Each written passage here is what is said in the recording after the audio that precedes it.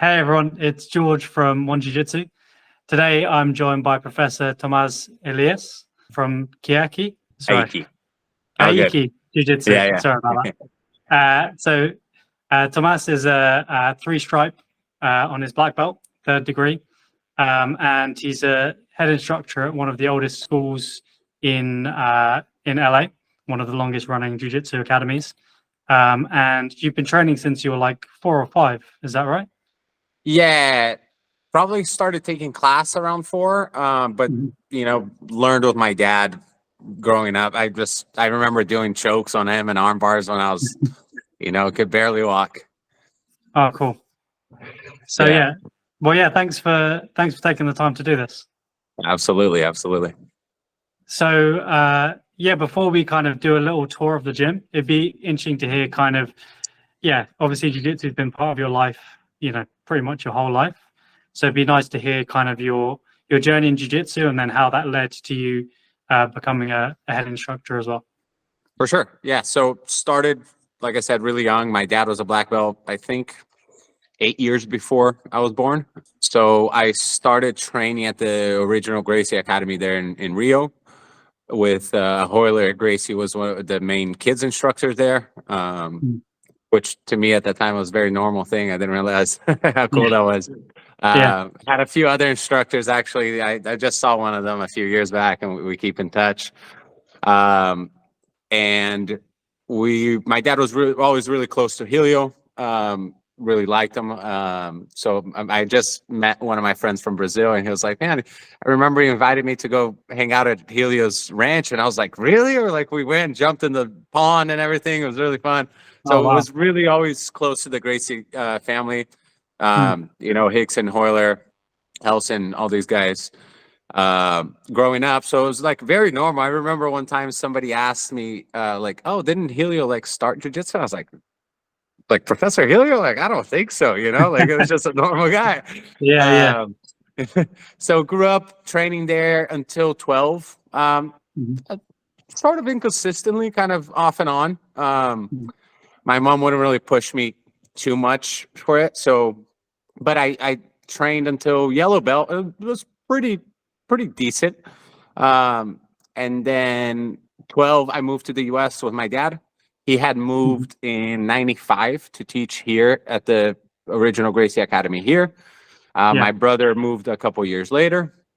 And then I moved in 2002, started training with my dad and my brother. And then Mhm. from then on, that was pretty consistent. My dad never pushed me to do jujitsu. He just told me I had to do some sort of activity. So if I didn't want to Mhm. train, could do soccer, basketball, whatever. And I always Right. kind Yeah. of gravitated to jujitsu. Mm. Yeah. So then I always knew I would get a black belt and like train for that long. Wasn't fully sure I would teach, but Mhm. kind of wanted to. And then I think going to college, I was a purple belt, went to college in Santa Barbara, couldn't really Mhm. train consistently there and like really missed it. When I came back, was training like 15, 20 times a week, every class I Um, could. yeah. Started to teach full time, started to get better at that, got my black belt, started to teach even more classes. Then I think 2016, I started to take care of the adults program. My brother started the kids program from scratch. My Mhm. dad had already created the adults program. He was starting to retire, so he handed it off to me. Mm. So since about 2016, I've slowly been taking care of more and more things. Now it's basically 100% under my control, so I get to kind of organize things and everything like that for the school. Mm. Awesome. Yeah. And in your experience, like, why is it that people join those programs? Like, what do you think are the main reasons that motivate people to start? The majority of people have some inclination towards self-defense. Um, from the beginning, they've watched UFC. A lot of people had some kind of weird interaction with somebody. Some people just want to feel the confidence of being able to defend themselves. It's Mhm. it's not likely nowadays, especially here. You know, if you live in Brazil, it's pretty likely to get in fights regularly. Right. But I think it gives this confidence to people that's, you know, you can kind of be yourself. You can stand up for yourself. You can, you know, take care of some situation if the need be. I think that's the main thing. You know, you get some people that, you know, want to exercise, want to lose weight. Some people that used to play sports when they were younger, and it's kind of hard to transition into adulthood with just going to the gym or jogging at the beach or something like that. Right. That's the most common things we see. And like if someone is on your website and they get in contact with you, like how does that process go from them first getting contact to like coming to their first class? Yeah, so we have a pretty unique way of introducing people to jiu-jitsu. Our first class is a private lesson, so it's a 20-minute class. We go through a bit of the warm-up. We do 5 different techniques, you know, really simple stuff. I grab their wrists, see how they get out, mount them, show them a couple submissions.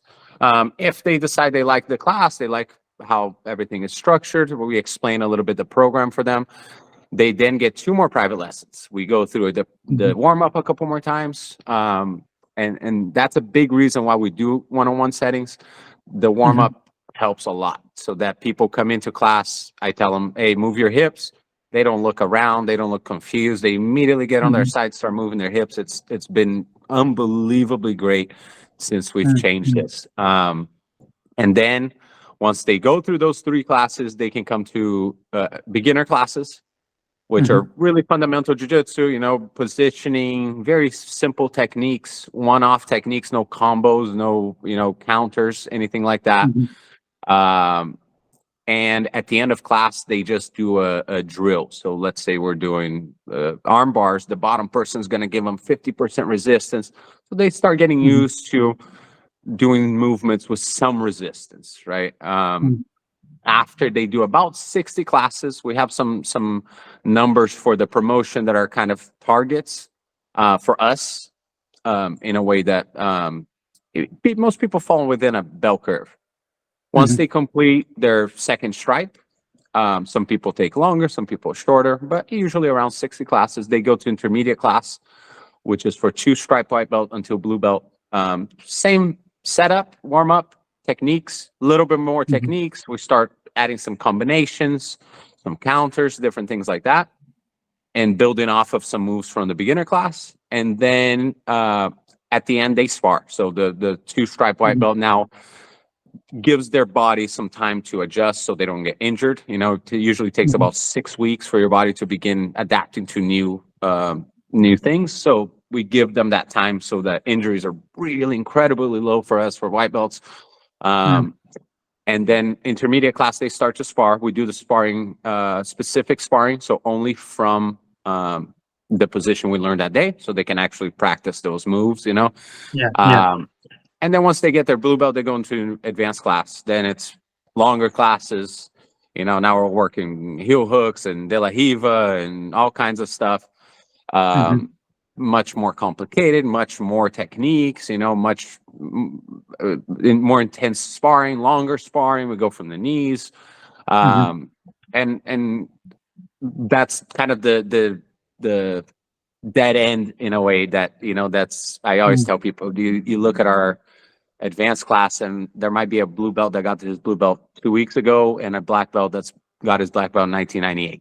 So it's a pretty wide variety then, but it's, you know, in the way we set it up, and because we have so many classes, we try to keep the beginner class numbers pretty small. So sometimes there'll be 2-3 people. Right now in the back, there's a class going on, 2 guys, which is great. They get a lot of attention. They move on to intermediate classes, a little bit bigger since there's a bigger group.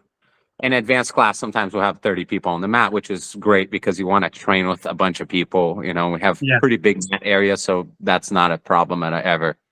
Nice. Yeah.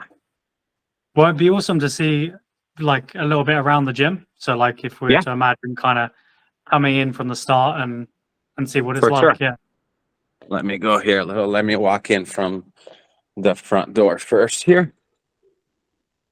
All right, so let's switch this up. So here's our main entrance.